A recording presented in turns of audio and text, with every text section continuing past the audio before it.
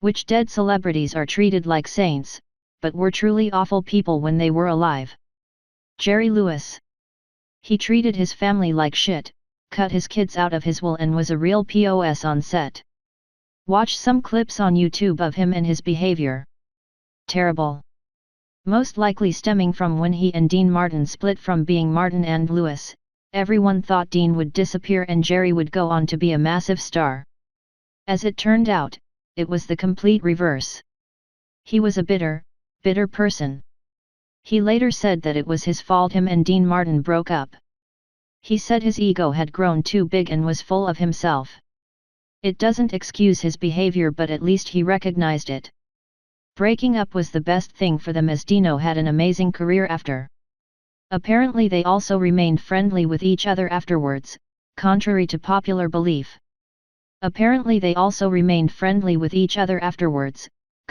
popular belief.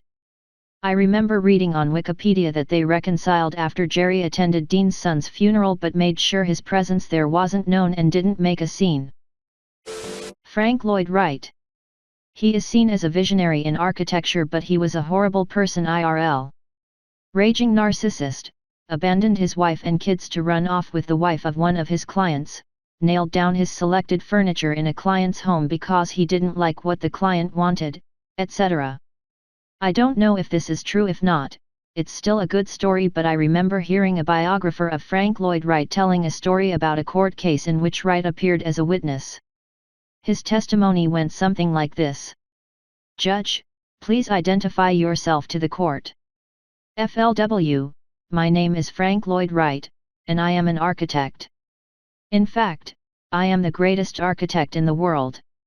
Judge, Mr. Wright, how are you able to make this claim? FLW, well, Your Honor, I am under oath. It's probably come up time and again, but John Lennon was not a nice man. His son grew to despise him enough to tell Paul McCartney that he wished Paul was his father. This thread is massive, so I'll mention it again, but a friend of mine was working a charity show Julian was in and the two of them ended up chatting during a break. Apparently he's really nice. Julian was annoyed that people kept asking him to sing his father's songs, and his rant about that just morphed in a general rant about John.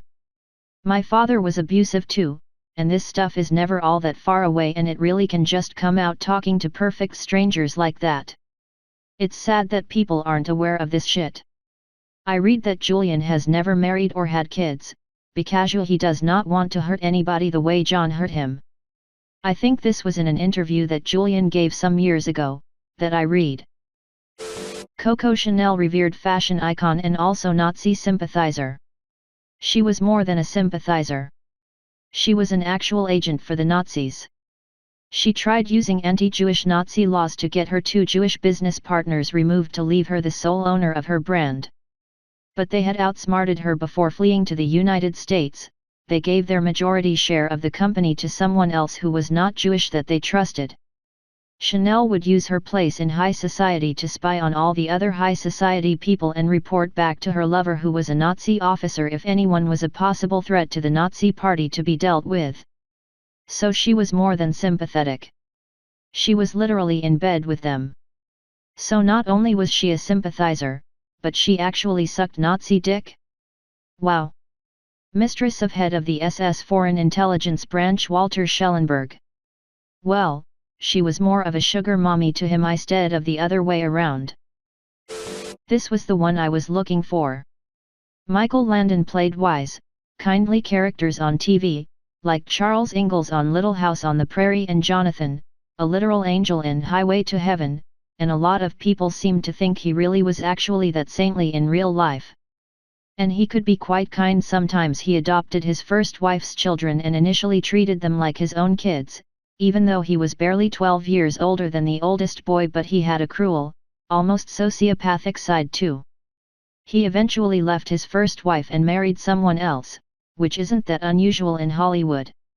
He adopted his second wife's daughter, and initially treated her the same as his biological kids, which he had several of. However, he then left second wife and family for a much younger woman who worked on the Little House set, and then he publicly stated that he never really loved his second wife, which absolutely broke his children's hearts. He then told his kids that if they didn't accept his new wife with open arms, he'd have nothing to do with them. He had 2 kids with his third wife and left the bulk of his estate to them and very little to any of the kids from his previous relationships. It's like Michael Landon could only love certain people at certain times. Once he moved on, he gave all his love to the new people in his life, and treated the people he supposedly once loved as if they never really mattered to him at all.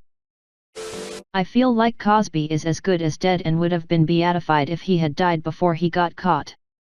And more people would have refused to believe the truth about him had he died first. I live in Philly. There are people who refuse to believe the truth about him, even after overwhelming evidence was presented at 2 trials. My best friend's sister was a makeup artist and had a run-in with Cosby. I know, not dead yet. He got in the limo with her. She did his makeup and he was silent the whole time. Then as they get close to the destination, he turns and says, "How does it feel to sit next to someone who gonna make more today than you'll make your entire life?" What a dick.